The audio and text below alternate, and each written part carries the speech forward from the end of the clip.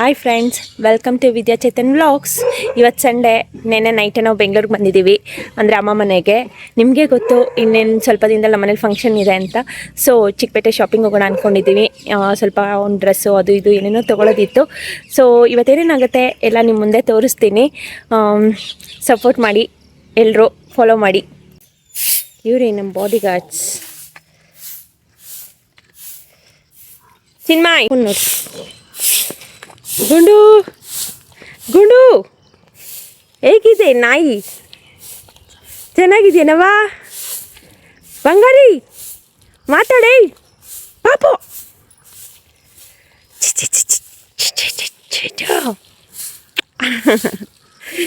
ಅವನಿಗಂತೂ ನಾಯಿ ಎಲ್ಲ ನೋಡಿ ಫುಲ್ ಖುಷಿಯಾಗ್ಬಿಟ್ಟಿದೆ.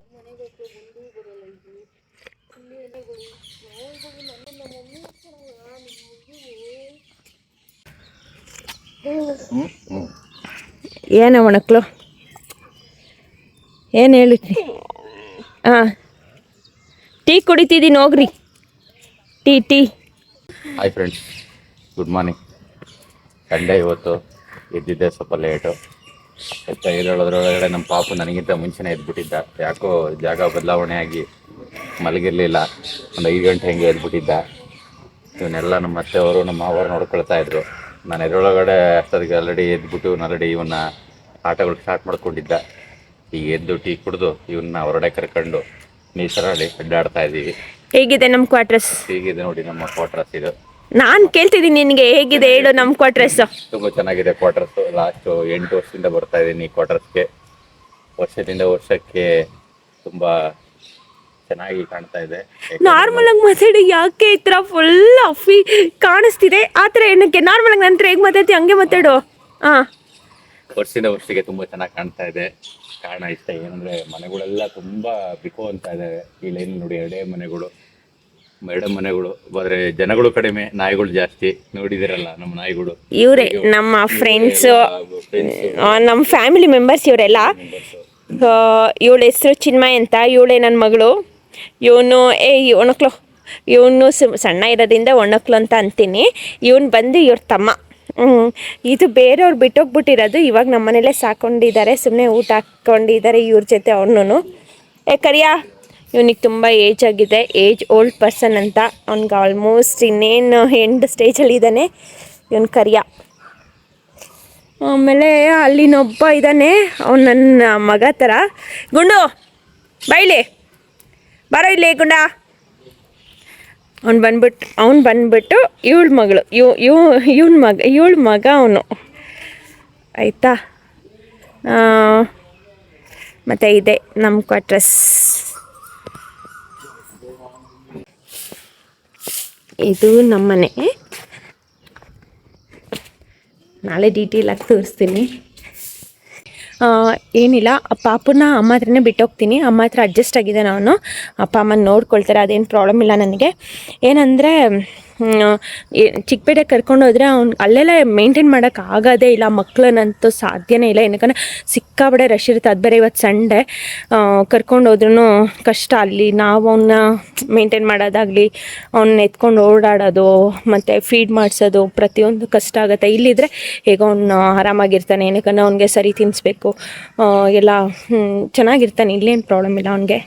ಬೇಜಾರದೆ ಅವ್ನ ನಾಯಿಗಳ ಜೊತೆ ಎಲ್ಲ, ಇವಾಗ ನಾಯಿಗಳೆಲ್ಲ ಇರೋದ್ರಿಂದ ಆಟ ಆಡಿಕೊಂಡು ಅವ್ರ ಜೊತೆ ನೋಡ್ಕೊಂಡು ಇರ್ತಾನೆ ಅಷ್ಟೇ. ಇವತ್ತು ಏನೇನಾಗತ್ತೆ ಎಲ್ಲ ತೋರಿಸ್ತೀನಿ, ಏನೇನು ತೊಗೊಳ್ತೀವಿ ಅಂತ.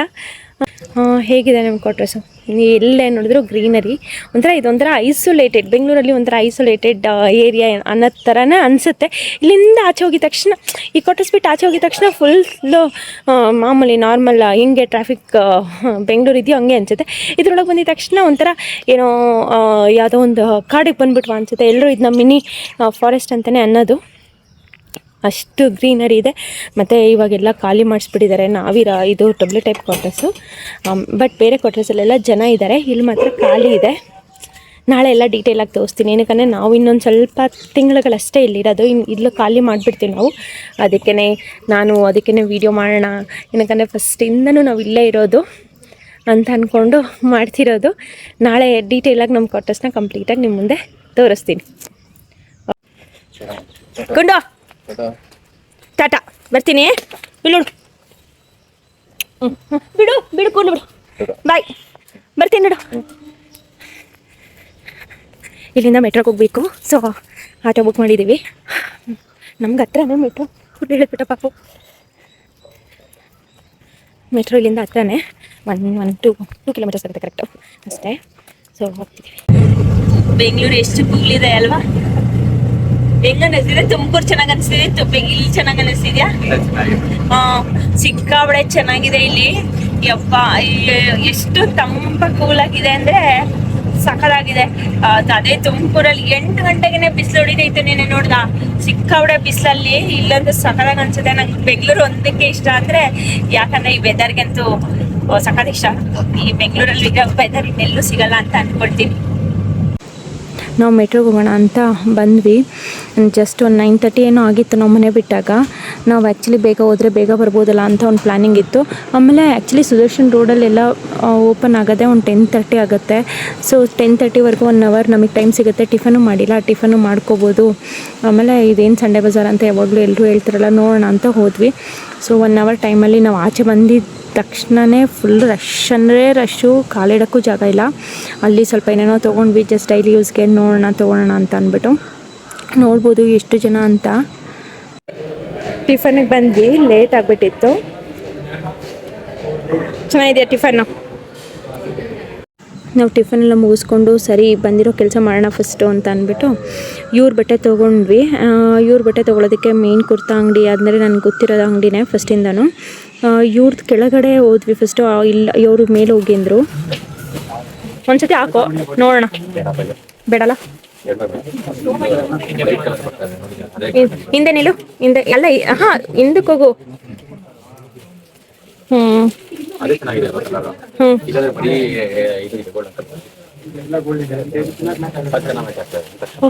ತಗೋ ಅದನ್ನ, ಇಸ್ಕೊಯ್ಲಿ.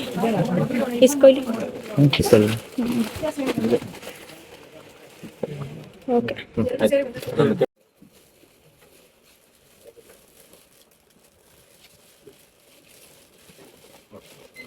ಪಾಪದು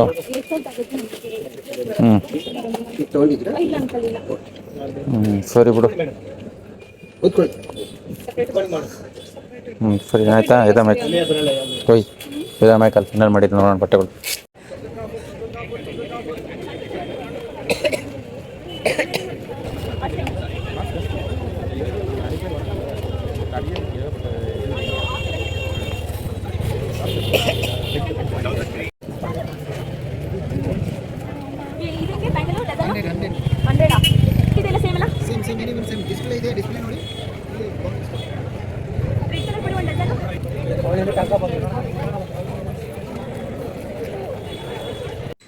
ಚಿಕ್ಕಪೇಟೆಯಲ್ಲಿ ಸಿಕ್ಕಾಪಟ್ಟೆ ಬಿಸಿಲಿತ್ತು. ಒಂದು 11:30-12ಗೆ. ಸೊ ಅದಕ್ಕೆ ಸ್ವಲ್ಪ ಫ್ರೂಟ್ಸ್ ತಿಂದ್ವಿ. ಫ್ರೂಟ್ಸ್ ತಿಂದಾದ್ಮೇಲೆ ನಾವು ರಿಟರ್ನ್ ಗಿಫ್ಟ್ ನೋಡೋಣ, ಅದೇ ಲಾಸ್ಟ್ ಫೈನಲಿ ಅದೇ ನೋಡಬೇಕಿತ್ತು ನಾವು. ಅಲ್ಲಿ ಹೋದಾಗ ಸ್ವಲ್ಪ ಏನೋ ಆಪ್ಷನ್ಸ್ ಏನೋ ಭಾಳ ಸಿಕ್ತು ನಮಗೆ. ನಾವೇನು ಜಾಸ್ತಿ ಶಾಪ್ಗೆ ಹೋಗಲಿಲ್ಲ. ಅಲ್ಲಿ ಫಸ್ಟ್ ಶಾಪ್ಗೆ ಹೋದ್ವಿ, ಅಲ್ಲೇ ನೋಡಿದ್ವಿ ನಾವು. ಎಲ್ಲ ಗ್ಲಾಸಸ್ಸೇ ಇತ್ತು. ಎಲ್ಲರೂ ಸ್ಟೀಲ್ ಕೊಡ್ತಾರೆ. ನನಗೆ ಸ್ಟೀಲ್ ಕೊಡೋದು ಇಷ್ಟ ಇರಲಿಲ್ಲ. ಏನಕ್ಕಂದರೆ ನಮ್ಮ ಮನೇಲೆ ಇವಾಗ ಎಷ್ಟೊಂದು ಪ್ಲೇಟ್ಸು ಆಮೇಲೆ ಟಿಫನ್ ಬಾಕ್ಸಸ್ ಎಲ್ಲ ಸುಮ್ಮನೆ ಅಲ್ಲೇ ಎಸ್ತಿದ್ದೀವಿ. ನನಗೇನಾದ್ರೂ ಯೂಸ್ ಆಗೋಂಥದ್ದು ಕೊಡಬೇಕಿತ್ತು. ಮತ್ತು ಅದು ಒಂದು ಸ್ವಲ್ಪ ಫ್ಯಾನ್ಸಿಯಾಗಿ ಇರಬೇಕಂತ ನೋಡಿದೆ. ನನಗೆ ಇಷ್ಟ ಆಗಿದ್ದನ್ನು ತೊಗೊಂಡಿದ್ದೀನಿ. ನಿಮಗೆಲ್ಲ ನೆಕ್ಸ್ಟ್ ಫಂಕ್ಷನ್ ದಿನ ತೋರಿಸ್ತೀನಿ ಯಾವುದು ಫೈನಲಿ ಕೊಟ್ವಿ, ಯಾವ್ದು ಸೆಲೆಕ್ಟ್ ಮಾಡ್ಕೊಂಡ್ವಿ. ಆಮೇಲೆ ಅದ್ರ ಪ್ರೈಸ್ ಎಲ್ಲ ಆವಾಗಲೇ ಹೇಳ್ತೀನಿ ಫಂಕ್ಷನ್ ಆದಮೇಲೆ. ಟೋಟಲ್ ಆಗಿ 120 ತೊಗೊಂಡಿದ್ದೀವಿ. ಸಾಕಾಗ್ಬೋದು. ಆಪ್ಷನ್ಸ್ ಭಾಳ ಇದೆ, ಯಾವ್ದು ತೊಗೊಳ್ಬೇಕಂತ ಗೊತ್ತಾಗ್ತಾ ಇಲ್ಲ. ಆಮೇಲೆ ಬಡ್ಜೆಟಲ್ಲೂ ಬರಬೇಕು. ಓಕೆನಾ? ಸ್ಯಾಟಿಸ್ಫೈಡಾ?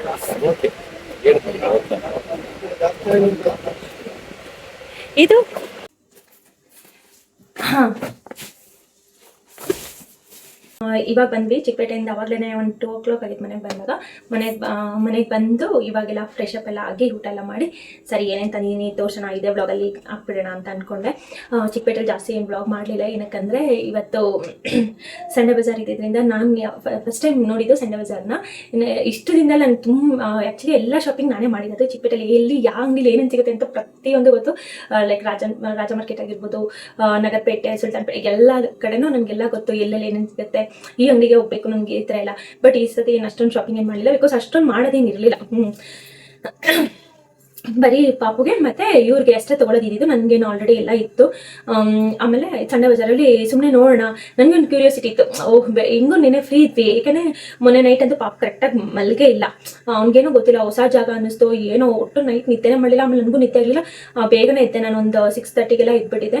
ಸರಿ ಬೇಗ ಹಿಂಗೂ ಎದ್ದಿದ್ದೀನಲ್ಲ, ಹೋಗೋಣ ಸಂಡೆ ಬಜಾರ್ ನೋಡೋಣ, ಚೋರ್ ಬಜಾರ್ ಅಂತೆಲ್ಲ ಹೇಳ್ತಾರಲ್ಲ. ನಾನು ಡೆಲ್ಲಿಲಿ ಇದ್ದಾಗ ಎಲ್ಲ ನೋಡಿದೆ, ಅಲ್ಲಿ ಸರೋಜಿನಿ ಮಾರ್ಕೆಟು, ಚಂದನ್ ಚೌಕು, ಕರೋಲ್ ಬಾಗು, ಇನ್ನು CP ಎಲ್ಲ ಗೊತ್ತು, ಅಲ್ಲೆಲ್ಲ ಹೇಗಿರುತ್ತೆ ಏರಿಯಾಗಳು ಏನಕ್ಕಂದ್ರೆ. ಆಮೇಲೆ ಸರ್ದಾರ್ ಬಜಾರ್ಗೆಲ್ಲ ಹೋಗ್ತೀವಿ. ಸರ್ದಾರ್ ಬಜಾರ್ ಬಂದು ಇಟ್ಸ್ ದೊಡ್ಡ ಮಾರ್ಕೆಟ್, ಅದು ಏನು ಬೇಕೋ ಎಲ್ಲ ಸಿಗುತ್ತೆ. ನನಗೆ ಅನ್ಸುತ್ತೆ ಕೆಲವೊಂದು ಶಾಪ್ಗೆ ಅಲ್ಲಿಂದನೇ ಇಲ್ಲಿಗೆ ಬರುತ್ತೆ ಅಂತ.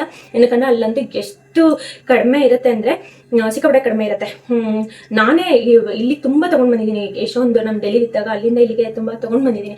ಸೊ ನನಗೂ ಒಂದು ಕ್ಯೂರಿಯಾಸಿಟಿ ಇತ್ತು. ಓಕೆ ಸಂಡೆ ಬಜಾರ್ ಹೇಗಿರುತ್ತೆ ನೋಡೋಣ. ಇಲ್ಲಿ ಬೆಂಗಳೂರಲ್ಲಿ ಹೆಂಗೂ ಬೇಗ ಇದ್ದಿದ್ದೀನಲ್ಲ, ಎಲ್ಲ ಪಾಪಗೆಲ್ಲ ಫೀಡ್ ಮಾಡಿಸ್ಬಿಟ್ಟು ಇವ್ರು ಕೊಟ್ಟೋದೆ, ಇವ್ರು ನೋಡ್ಕೊಳ್ತಾರೆ. ಆಮೇಲೆ ಅವ್ನು ಇನ್ನೇನು ಮಲ್ಕೊಳ್ತಾನೆ, ನಾನು ಬೇಗ ಇರ್ತೇನೆ ಅಂದರೆ ಅವ್ನು ಮಲ್ಕೊಳ್ತಾನೆ ಅಂತ ಒಂದಿತ್ತು. ಸೊ ಇವರು ಇದ್ರಲ್ಲ ನನ್ನ ಜೊತೆ ಅಂದ್ಬಿಟ್ಟು ನಾನು ಚೇತನ್ ಇಬ್ಬರು ಹೊರಟಿವಿ. ಹೊರಟು ಅಲ್ಲಿ ಚಿಕ್ಕಪೇಟೆಗೆ ಹೋದಾಗ ಮೇ ಬಿ ಒಂದು 10 o'clock ಏನೋ ಆಗಿತ್ತು ಅನ್ಸುತ್ತೆ. 10 o'clock ಆಯಿತು. ಆಮೇಲೆ ಆಚೆ ಬಂದು ಎಲ್ಲ ಸಿಕ್ಕಾಪಟ್ಟೆ ರಶ್ ಇತ್ತು. ಅಂದರೆ ಸಿಕ್ಕಾಪಟ್ಟೆ ರಶ್ ಅನ್ನೋದಕ್ಕಿಂತ ಬರೀ ಅಲ್ಲಿ ಯಾರು ಮಿಡಲ್ ಜಾಸ್ತಿ ಲೈಕ್ ನಮ್ಮ ಅಪ್ಪ ಅಮ್ಮ ಏಜ್ ಅವರಾಗಿರ್ಲಿ, ಓಲ್ಡ್ ಏಜ್ ಅವರಾಗಿರಲಿ, ಅಥವಾ ತುಂಬ ಚಿಕ್ಕ ಏಜ್ ಅವ್ರಿಗೆ ಯಾರೂ ಇರಲಿಲ್ಲ. ಇದ್ದಿದ್ದೆಲ್ಲ ಕಾಲೇಜ್ ಹುಡುಗರೇ ಇದ್ದಿದ್ದು. ಕಾಲೇಜ್ ಹುಡುಗರು ಮತ್ತು ಜಾಬ್ ಎಲ್ಲ ಕೆಲ್ಸಕ್ಕೆ ಹೋಗೋರೇ ಇದ್ದಿದ್ದು. ಹುಡುಗಿಯರಿಗಿಂತ ಹುಡುಗರೇ ಇದ್ದಿತ್ತು. ಒಂದು ಗೆಜ್ಜೆ ಇಡೋ ಅಷ್ಟು ಜಾಗ ಇಲ್ಲ, ಅಷ್ಟು ಜನ ತುಂಬ್ಕೊಂಡಿದ್ರು. ನಾನು ಫಸ್ಟ್ ಟೈಮ್ ನೋಡಿದ್ದು ಅಷ್ಟು ಜನ ಇದ್ದಿದ್ದಂದ್ರೆ ಏನು ನಾವು ಮೆಟ್ರೋ ಇಳಿದ್ಬಿಟ್ಟು ಸುದರ್ಶನ್ ರೋಡ್ಗೆ ಹೋಗ್ತೀವಲ್ಲ, ಅದು ಫುಲ್ಲು ಅವರೇ. ಈ ಕಡೆ ಸುಲ್ತಾನ್ಪೇಟೆ ಫುಲ್ ಎಲ್ಲ ತುಂಬ್ಕೊಂಡ್ಬಿಟ್ಟಿತ್ತು ಜನ. ಆದರೆ ಬರೀ ಹುಡುಗರೇ. ಆಮೇಲೆ ಎಲ್ಲ ಹೆಂಗ್ ಹಾಕಿರೋರು, ಎಲ್ಲ ಕಾಲೇಜ್ಗೆ ಹೋಗೋರು, ಕೆಲ್ಸಕ್ಕೆ ಹೋಗೋರು. ಮೇ ಬಿ ಒಂದು 20 years ಇಂದ ಹಿಡಿದು 35 years ಇರೋ ಒಳಗಿರೋ ಏಜ್ ಗ್ರೂಪ್ ಅವರೇ ಇದ್ದಿದ್ದು ಜಾಸ್ತಿ ಅಲ್ಲಿ. ಅದಕ್ಕೆ ನಾನು ಜಾಸ್ತಿ ಸಂಡೆ ಬಜಾರಲ್ಲೆಲ್ಲ ಏನು ಮಾಡಲಿಲ್ಲ, ಏನಕ್ಕಂದ್ರೆ ವಿಡಿಯೋ ಮಾಡಲಿಲ್ಲ. ಏನಂತ ತಂದ್ವಿ ಅಂತ ಇವಾಗ ತೋರಿಸ್ತೀನಿ. ನನಗೆ ತುಂಬ ಟೈಮ್ ಹಿಡಿಯುತ್ತೆ ಇನ್ನು ಎಲ್ಲ ಕಡೆ ಹೋದಾಗ ಮೊಬೈಲ್ ಇಟ್ಕೊಟ್ಟು ವಿಡಿಯೋ ಮಾಡಬೇಕು ಅನ್ನೋದನ್ನ ತಗೊಳ್ಬೇಕು ಇನ್ನು ನನ್ನ ಮೈಂಡಿಗೆ. ಏನಕ್ಕಂದ್ರೆ ನೆನಪೇ ಇರಲ್ಲ ಅದು ವಿಡಿಯೋ ಮಾಡ್ಬೇಕಂತ. ಹೋಗಿ ಎಲ್ಲ ಅರ್ಧ ಆದ್ಮೇಲೆ ನೆನಪಾಗ್ತಿರುತ್ತೆ, ವಿಡಿಯೋ ಮಾಡ್ಬೇಕಿತ್ತಲ್ವಾ ಅಂತ. ಆ ಥರ ಅಲ್ಲಿ ಸಂಡೆ ಬಜಾರಲ್ಲೆಲ್ಲ ಏನು ಜಾಸ್ತಿ ಏನು ತೊಗೊಂಡಿಲ್ಲ. ಪಾಪು ಫಸ್ಟ್ ಟಾಯ್ ತೊಗೊಂಡ್ವಿ, ಅವನ ಹತ್ರ ಇದೆ ಅದು, ಅವ್ನು ಆಟ ಆಡ್ತಿದ್ದಾನೆ, ಎತ್ಕೊಂಡು ಬಂದರೆ ಬೈತಾನೆ. ಎಲ್ಲ ಹುಡ್ಕೊಡ್ತೆ, ನಮ್ದೇನು ಇಲ್ಲ ತೋರ್ಸೋದಕ್ಕೆ. ಇದು ಫುಲ್ ಅಂಡರ್ ಗಾರ್ಮೆಂಟ್ಸ್ ಅವ್ರು ನಮ್ಮ ಮನೆಯವರು. ಆಮೇಲೆ ಅವ್ರಿಗೆ ನಮ್ಮ ಮನೆಯವ್ರು ತೊಗೊಂಡ್ರು ಶರ್ಟ್ಸ್ ಏನೋ ತೊಗೊಂಡ್ರು, ಡೈಲಿ ಯೂಸ್ ಮನೆ ಹತ್ರ ಹಾಕೊಳ್ಳೋಣ ಅಂತ. ಇದೊಂದು ಶರ್ಟ್ ತೊಗೊಂಡ್ರು, ಇದು ಮತ್ತೆ ಇದೊಂದು ಶರ್ಟ್ ತೊಗೊಂಡ್ರು ಡೈಲಿ ಯೂಸ್ ಮನೆ ಹತ್ರನೇ ಹಾಕೊಳ್ಳೋಕ್ಕೆ ಅಂತ. ಇದೆಲ್ಲ ಎಷ್ಟು ಕಮ್ಮಿನೇ, ಏನು ಜಾಸ್ತಿ ಇಲ್ಲ ಅಲ್ಲಿ. ನಾವು ಫಸ್ಟ್ ಆಫ್ ಆಲ್ ನಾವಿಬ್ರು ಹೇಗೆ ಅಂದರೆ ಇದೆಲ್ಲ ಹಣ್ಣಂದು ಸ್ವಲ್ಪ ತೊಗೊಂಡು ಪಾಪುಗೆ ಅಂತ ಮನೆ ಹತ್ರ ಹಾಕೋಕ್ಕೆ ಅಂತ. ಅವ್ರು ಇನ್ನು ರೈನ್ ಸೀಸನ್ ಸ್ಟಾರ್ಟ್ ಆಯ್ತಲ್ವಾ, ಮನೆ ಹತ್ರ ಹಾಕೋಕ್ಕೆ ಅಂದ್ಬಿಟ್ಟು ಈ ಥರ ಫುಲ್ ಟೀ ಶರ್ಟ್ ಇರೋ ತೊಗೊಂಡ್ಬಂದ್ವಿ. ಇದು ಜಸ್ಟ್ 150 rupees ಎಲ್ಲಾನು. ಇದು 200 rupees. ಇದೊಂದು ಶರ್ಟ್ 200 rupees. ಮಿಕ್ಕಿದೆಲ್ಲ ಇದೆಲ್ಲ 150ನೇ. ಜಸ್ಟ್ ಮನೆ ಹತ್ರ ಅವ್ನಿಗೆ ಇವಾಗ ಫುಲ್ ರೈನಿ ಸೀಸನ್ ಅಲ್ಲ, ಎಷ್ಟು ಡ್ರೆಸ್ ತೊಗೊಂಡ್ಬಂದ್ರು ವೇಸ್ಟ್ ಮಕ್ಳಿಗಂತೂ. ಅವ್ನಿಗೆ ಈ ಮಂತ್ ಆಗಿದ್ದು ನೆಕ್ಸ್ಟ್ ಮಂತ್ ಆಗೋದೇ ಇಲ್ಲ. ಸೊ ಇದು ನಮ್ಮ ಡೈಲಿ ಯೂಸ್ಗೆ. ಅವ್ನಿಗೆ ಇವಾಗ ರೈನಿ ಸೀಸನ್ ಬೇರೆ ಸ್ಟಾರ್ಟ್ ಆಯಿತು, ಚಳಿ ಬೇರೆ ಆಗುತ್ತಲ್ಲ, ಅದಕ್ಕೆ ನಮ್ಮ ಹತ್ರ ಯಾವುದೂ ಈ ಥರ ಫುಲ್ ಸ್ಲೀವ್ ಇದ್ದು ಜಸ್ಟ್ ಒಂದು 2 ಏನೋ ಇತ್ತು, ಅದಕ್ಕೆ ಇನ್ನೊಂದು 3 ತೊಗೊಂಡ್ಬರೋಣ ಅಂತ ಅಲ್ಲೇ ತೊಗೊಂಡ್ಬಂದ್ವಿ. ಏನು ಶಾಪ್ ನಮ್ಗೆ ಗೊತ್ತಿರಲಿಲ್ಲ ನಂಗೆ ಅಲ್ಲಿ ಸಿಗುತ್ತೆ ಅಂತ. ಶಾಪ್ ಹೋಗ್ಬೇಕಂತ ಈ ಥರ ಎಲ್ಲ ತೊಗೊಬೇಕಂತ ಹೋಗಿದ್ದು, ನೋಡಿದ್ರೆ ಎಲ್ಲ ಅಲ್ಲೇ ಇತ್ತಂದ್ಬಿಟ್ಟು ತೊಗೊಂಡ್ವಿ. ಬಟ್ ಚೆನ್ನಾಗಿದೆ. ನಾನೇನು ಬ್ರ್ಯಾಂಡೆಡ್ ಎಲ್ಲ ಪ್ರಿಫರ್ ಮಾಡಲ್ಲ, ಬ್ರ್ಯಾಂಡೆಡೇ ಹಾಕಬೇಕು ಆ ಥರ ಎಲ್ಲ. ಇದು ನನ್ನ ಒಪಿನಿಯನ್ನು.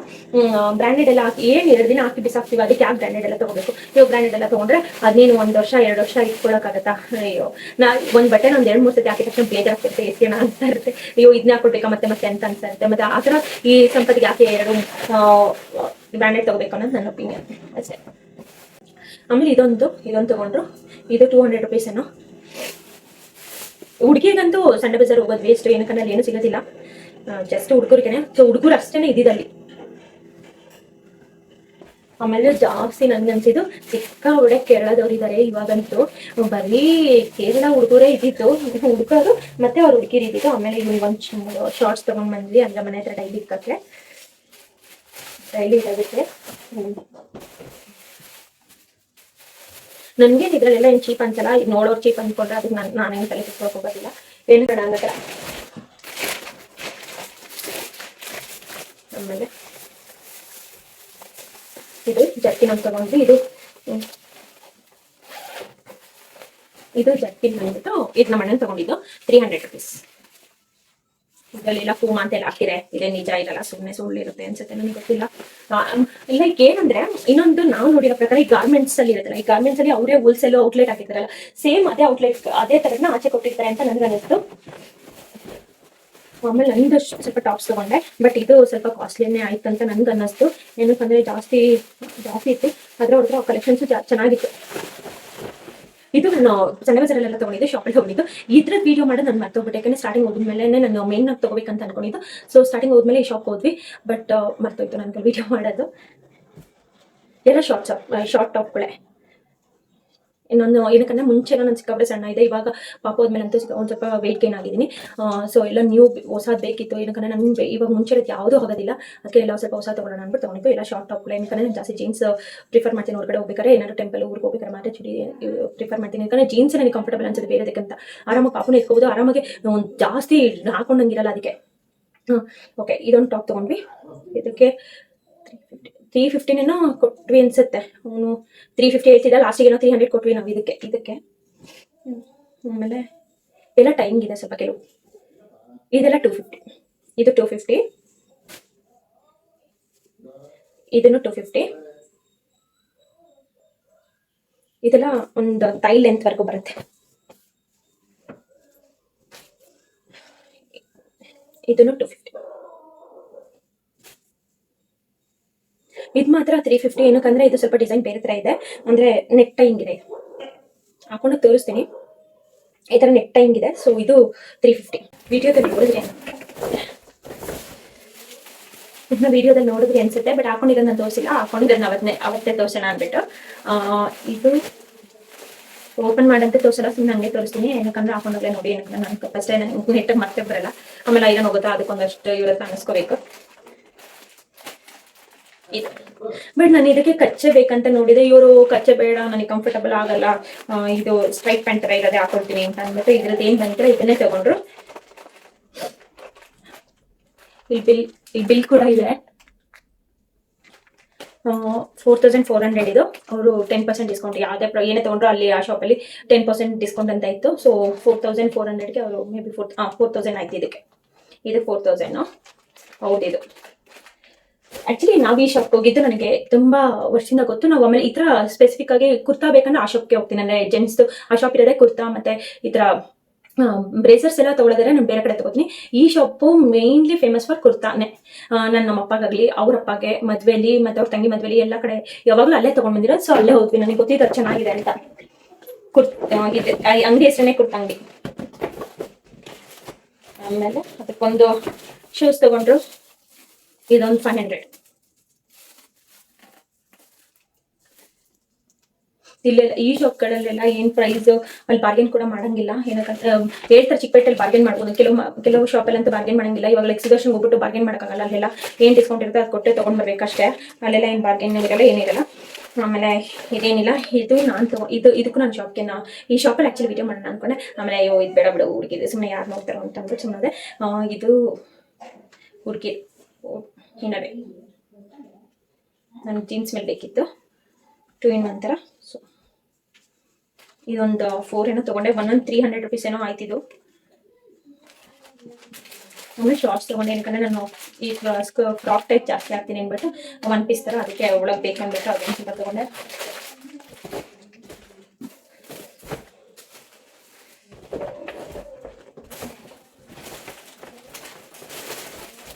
ಹಾಕೋದು ನನ್ನ ಸ್ಯಾರಿ ಕಲರ್ ನೀವೇ ಗೆಸ್ ಮಾಡ್ಬೋದು ಅನ್ಸುತ್ತೆ, ಬಿಕಾಸ್ ಇವಾಗ ಅವ್ರದ್ದು ಮತ್ತೆ ನಮ್ಮ ಪಾಪದ್ ನೋಡಿದ ತಕ್ಷಣ ಗೊತ್ತಾಗತ್ತೆ.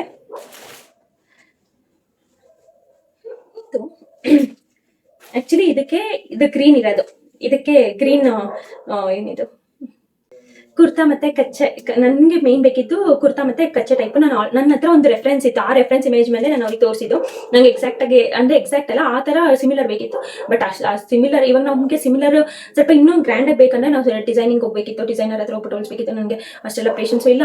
ಆಮೇಲೆ ಆ ಡಿಸೈನರಿಗೆ ಕ್ಲಾತ್ ಎಲ್ಲಿ ತೊಗೊಂಡ್ಬರ್ಬೇಕು ಎಲ್ಲ ಗೊತ್ತು, ಬಟ್ ಏನಂದ್ರೆ ಇವಾಗ ನಾವು ಡೈರೆಕ್ಟ್ ತೊಗೊಂಡ್ರು ಅಷ್ಟೇ ಆಗುತ್ತೆ, ಡಿಸೈನಿಂಗ್ ತೊಗೊಂಡ್ರು ಡಿಸೈನರ್ ಹತ್ರ ಹೊಲಿಸಿದ್ರು ಅಷ್ಟೇ ಆಗುತ್ತೆ. ಆಮೇಲೆ ಇನ್ನೊಂದೇನಂದ್ರೆ ಅದನ್ನೆಲ್ಲ ಯಾರು ಮಾಡ್ಕೊಂಡು ಕೂತ್ಕೊಳ್ತಾರೆ ಇರೋ ಟೈಮಲ್ಲಿ.